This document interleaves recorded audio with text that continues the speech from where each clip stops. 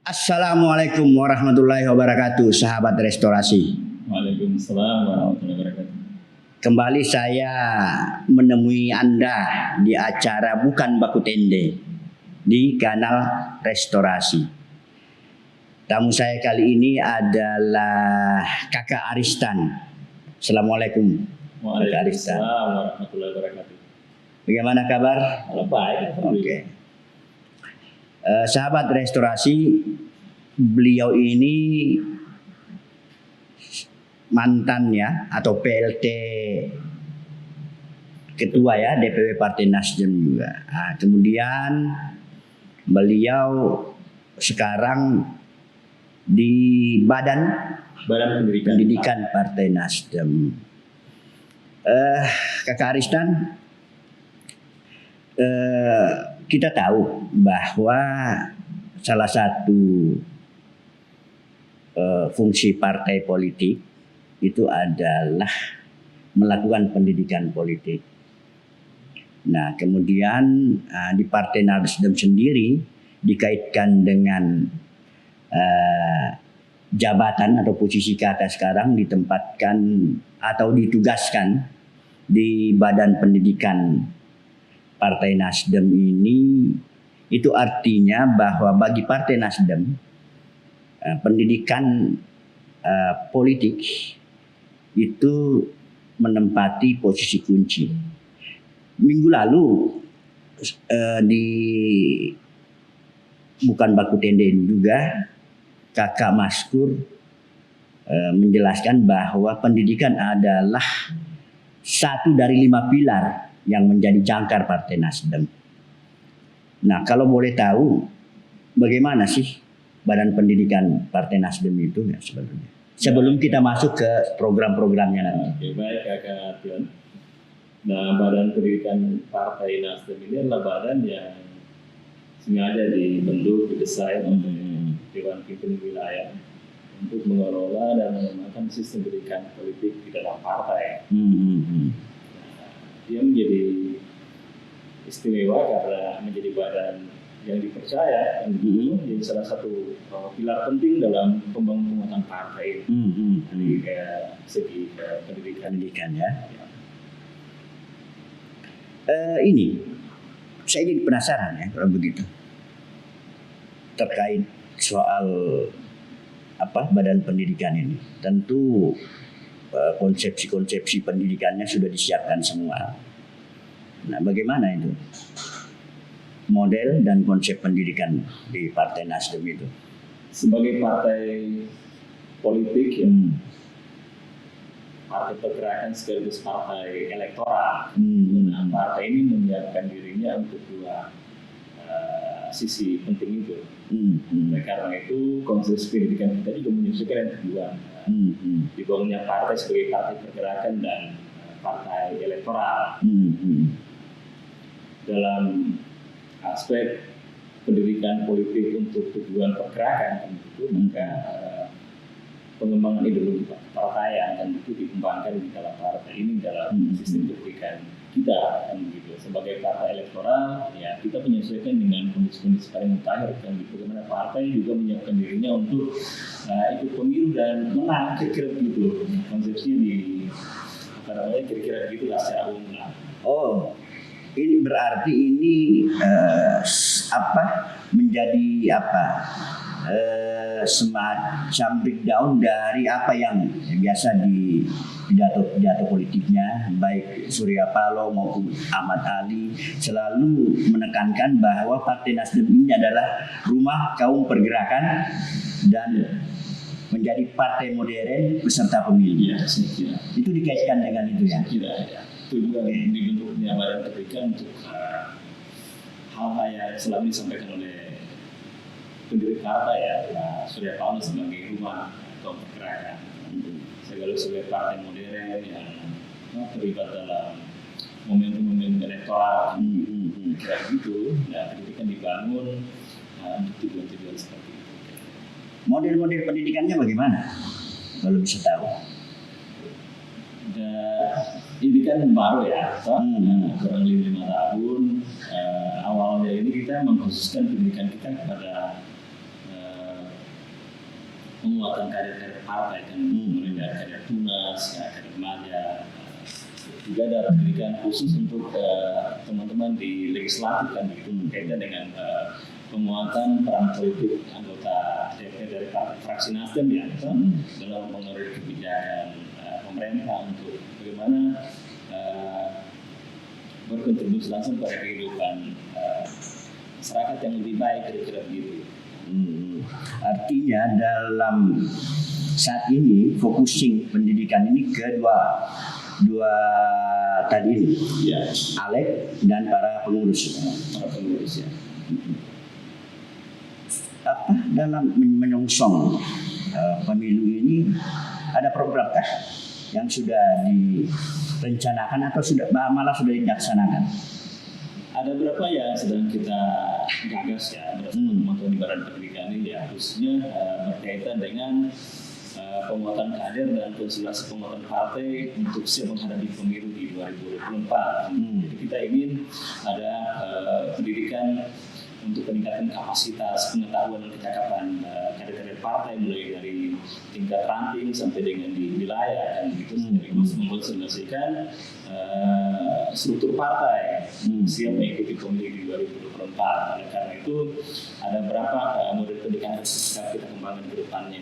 Satu misalnya akan ada pendidikan dasar untuk kader-kader partai di tingkat ranting dan kecamatan. Kapan itu? Insya Allah waktu dekat ini kita sedang menyelesaikan semuanya. Kemudian ada pendidikan khusus untuk kader-kader partai khususnya di Dewan Pimpinan Daerah di kota kabupaten dan pengurus partai di tingkat wilayah dan sayap-sayap dan badan partai kita akan lakukan dalam beberapa waktu ke depan ini. Selain itu kita sedang merancang juga satu pendidikan yang bersifat tematik ya, khususnya kepada teman-teman di fraksi Partai Nasdem sebagai satu kegiatan yang diselenggarakan oleh partai ini, penguatan kapasitas ya, kecakapan, pengetahuan. Karena bagaimanapun fraksi Nasdem itu adalah kelas politik partai ini. Nah, kita ingin anggota DPR kita memberikan kontribusi yang nyata, baik itu dalam mempengaruhi maupun di dalam penyusunan kebijakan pemerintah. Sehingga kita ingin ada kebijakan-kebijakan yang baik untuk melayani masyarakat kan gitu. Tapi kita tahu situasi hari ini membutuhkan satu kekuatan politik ya, khusus dari partai-partai politik itu untuk mempengaruhi kebijakan politik untuk membalikan keadaan di mana masyarakat hari ini sedang sulit ya, secara ekonomi, akses politik, kemudian kehancuran ekologi segala macam. Ini butuh rancangan kebijakan yang benar-benar berpihak pada masyarakat dan kelestarian ke depan kan begitu. Kita ingin anggota DPR kita ini, fraksi-fraksi ini punya pengetahuan kecakapan khusus untuk hal-hal semacam itu. Karena itu kita juga merancang ada satu pendidikan musim untuk pengembangan fraksi Partai Nasdem. Ini sudah pernah dilakukan, sementara dilakukan atau baru akan dilakukan? Pernah dilakukan 2 kali pada saya. Pasca menang pemilu 2014 kemudian pasca pemilu 2020.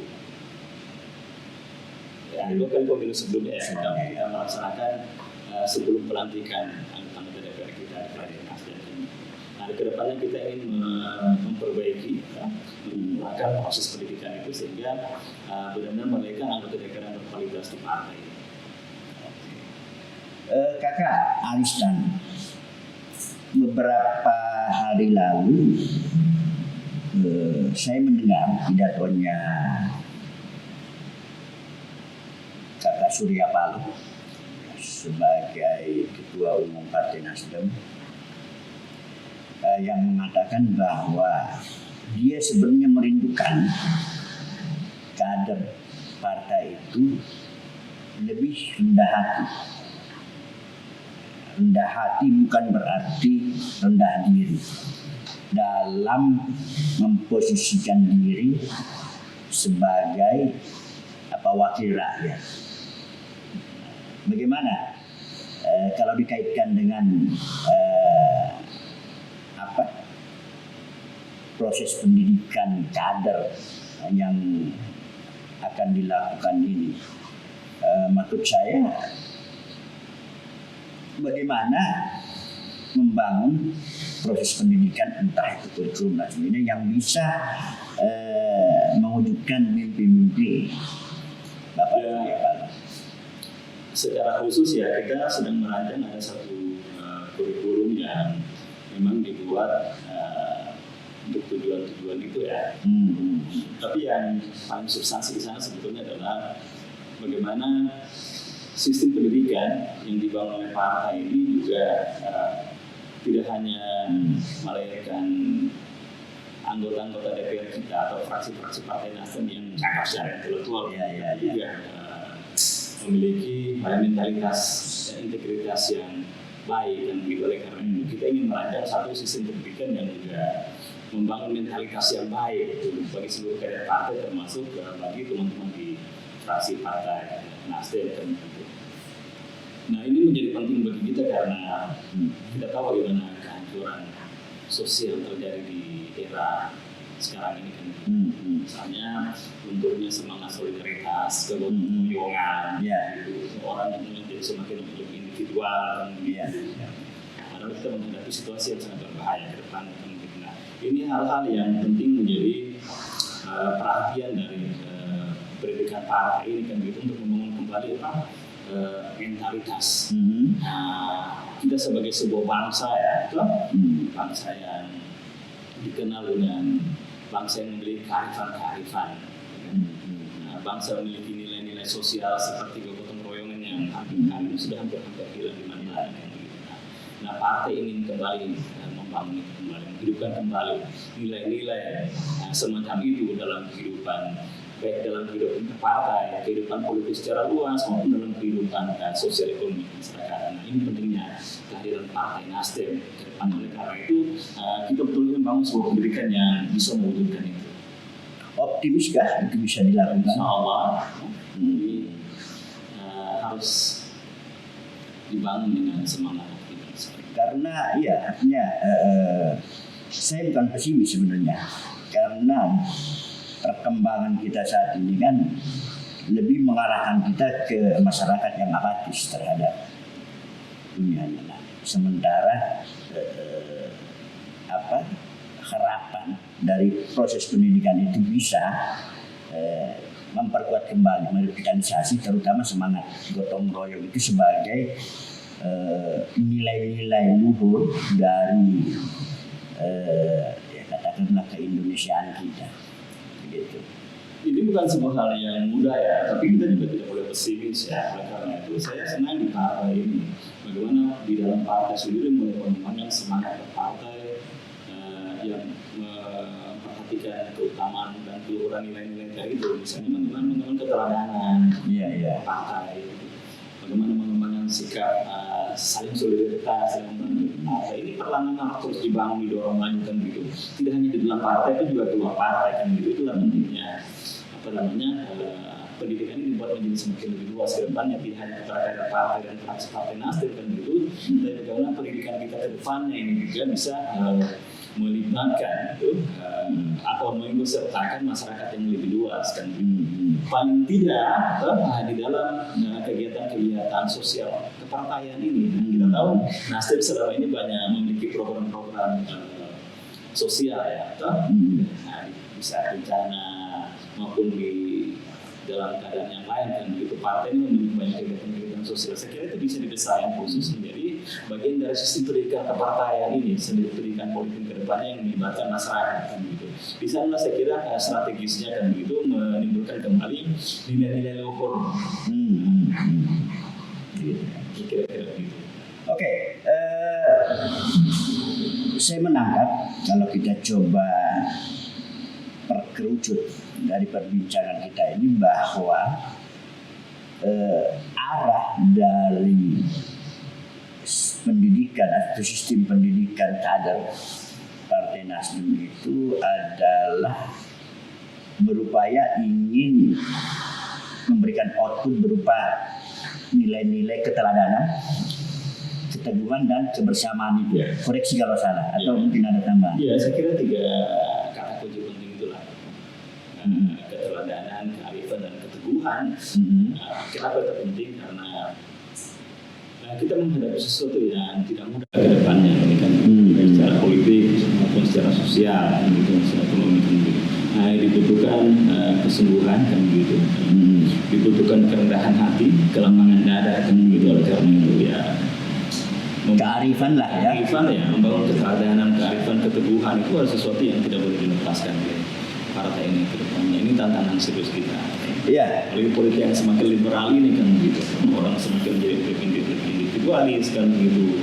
Konsolidasi kekuasaan itu juga kadang dirasakan jauh dari kehidupan sehari-hari masyarakat kita kan begitu. Masyarakat kita teriak-teriak untuk pekerjaan, teriak-teriak butuh makanan, teriak-teriak butuh kehidupan yang lebih nyaman, teriak-teriak butuh lingkungan hidup yang lebih sehat kan. Banyak sekali kebijakan-kebijakan dibuat oleh pemerintah ini kadang-kadang tidak dirasakan langsung masyarakat. Ini tantangan bagi Partai Nasdem kan begitu, untuk bagaimana mendorong kebijakan-kebijakan negara ini kan begitu, itu bisa dekat dan dirasakan oleh masyarakat secara, sehingga masyarakat bisa merasakan ada disebut dengan warga bangsa yang bermartabat karena mendapat pelayanan yang baik dari negara, dari pemerintah, kira-kira gitu. Tidak separtai.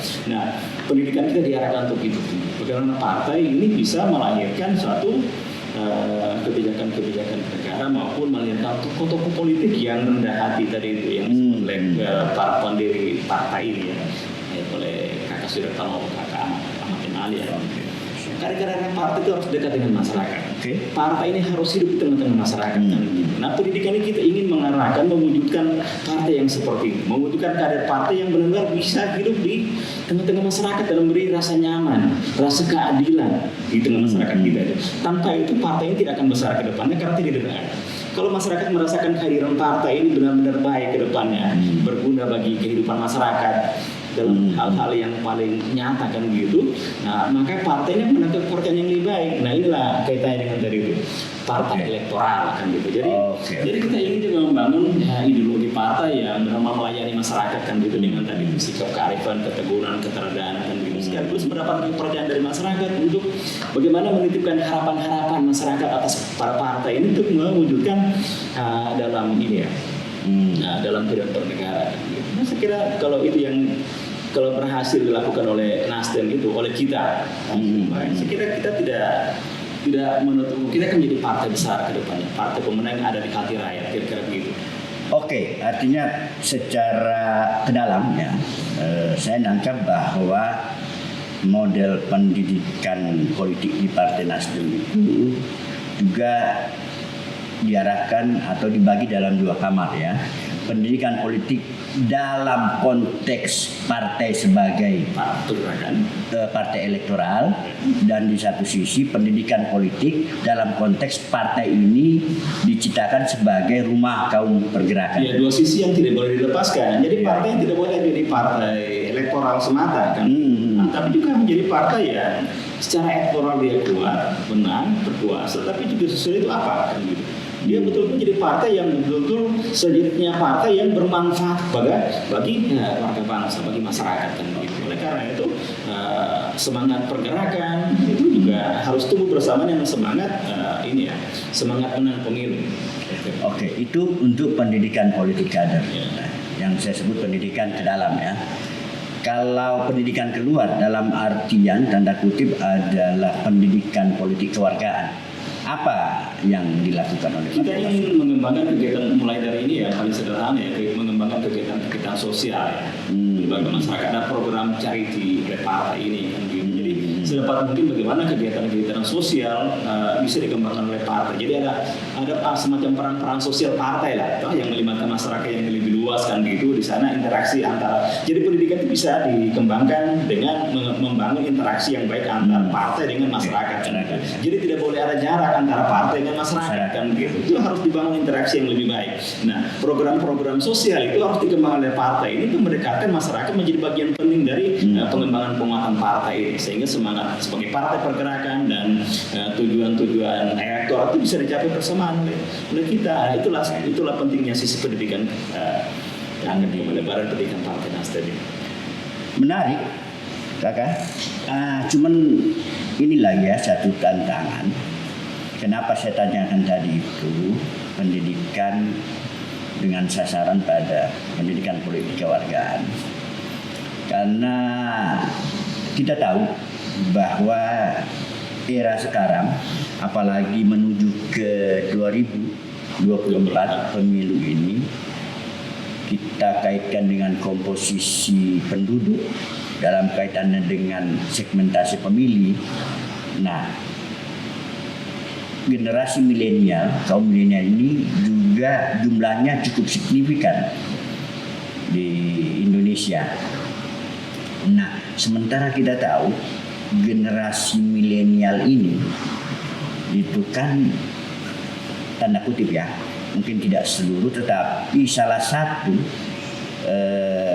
ciri yang selalu digambar-gambarkan itu mereka itu masih apatis kalau bicara soal politik.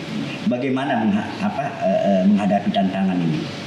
Dan saya melihatnya begini ya, sebetulnya apatisme politis dari generasi milenial ini lahir dari semacam rasa frustrasi atas keadaan sosial politik yang ada hari ini, di mana politik itu jauh dari apa yang dirasakan oleh masyarakat kita, khususnya oleh kaum milenial ini kan. Mereka merasa apa yang diputuskan oleh negara kan itu tidak bersangkut paut dengan nasib dan kehidupan mereka sehari-hari.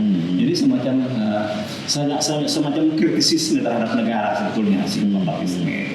Tetapi di sisi lain sebetulnya juga mereka memiliki sikap kritis yang cukup baik ya. Misalnya mereka tidak hanya mengkritik kebijakan-kebijakan pemerintah kan begitu, kalau kita lihat media sosial kan begitu.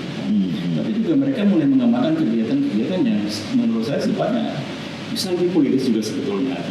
Misalnya mereka ini kreatif untuk mengembangkan kegiatan-kegiatan sosial sendiri, membangun komunitas-komunitas yang bersentuhan langsung dengan masyarakat kita kan begitu. Ada banyak komunitas-komunitas yang lahir yang dilahirkan oleh generasi milenial ini ya, misalnya merasa bencana misalnya, mereka membangun ini ya solusi yang cukup luas kan. Bagi saya ini sebetulnya peluang yang harus ditangkap oleh partai politik. Maksud saya bahwa partai politik harus memahami kritisisme ya hidup di generasi milenial ini, Pak. Bagaimana menyambungkan ya apa yang ada di pikiran atau apa yang dikerjakan oleh generasi milenial ini, apa yang dikerjakan oleh partai kan begitu. Nah, bagaimana partai melibatkan mereka dalam kegiatan-kegiatan kepartaian, dalam kegiatan-kegiatan sosial kan begitu. Ya bisa partai ini bisa bekerja sama dengan banyak komunitas-komunitas milenial, melibatkan mereka, bahkan mengembangkan gagasan-gagasan bersama mereka kan begitu dalam dan sehingga lahir semacam ini ya kepercayaan generasi milenial terhadap partai politik. Saya kira tidak hanya Nasdem ya, kita ini lahir berada dalam situasi di mana kepercayaan publik yang lebih luas ya, itu termasuk generasi milenial terhadap partai terhadap sekali. Mereka menganggap ya partai itu diisi oleh para politis-politisi yang kurang bisa dipercaya ya. Kan memang perilaku politik elit kita begitu, korupsi. Ada banyak hal yang kemudian menciptakan ini ya rasa frustrasi dari generasi milenial ini. Semua faktor. Oleh karena itu, dalam pengembangan sistem pendidikan politik kita, kan selain bagaimana melibatkan generasi milenial dalam kegiatan-kegiatan kepartaian kan gitu juga adalah memperbaiki perilaku politik. Oke, terakhir kakak. Terkait pendidikan ini dalam kaitannya dengan generasi milenial, adakah model pendidikan atau pendekatan ya pendidikan khusus untuk bagaimana mendekati para milenial atau menumbuhkan kesadaran politik mereka, wabil khusus ya bila bisa menjadi bagian generasi milenial kan sebenarnya generasi yang selain kritis kan begitu kelihatan seperti apatis, apolitik, tapi mereka sebenarnya kritis kan begitu.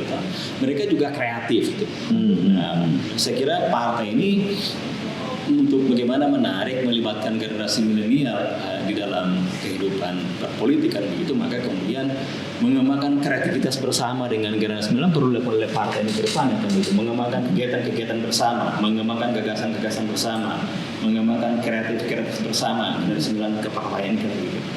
Saya kira begitu ke depannya itu. Terima kasih. Kita hidup di zaman informasi dan komunikasi yang berjalan sangat cepat kan. Media sosial ada di dalam situ kan.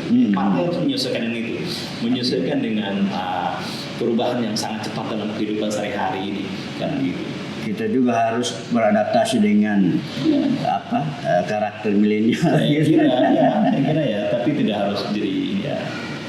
Oke, Saya kira gitu. terima kasih Kakak Aristan, senang bincang-bincang dengan Anda ini. Terima kasih. Saya berharap nanti tetap siap bersedia untuk diundang menjadi tamu ngobrol santai kita di acara Bukan Pakai. Senang bisa ngobrol santai kita ini. Sahabat restorasi, akhirnya bincang dengan Kakak Aristan kita akhiri sampai di sini dulu. Insya Allah kita akan ketemu di Bukan Baku Tende berikutnya. Wassalamualaikum warahmatullahi wabarakatuh. Salam restorasi. Waalaikumsalam warahmatullahi wabarakatuh. Salam restorasi. Oke, sip.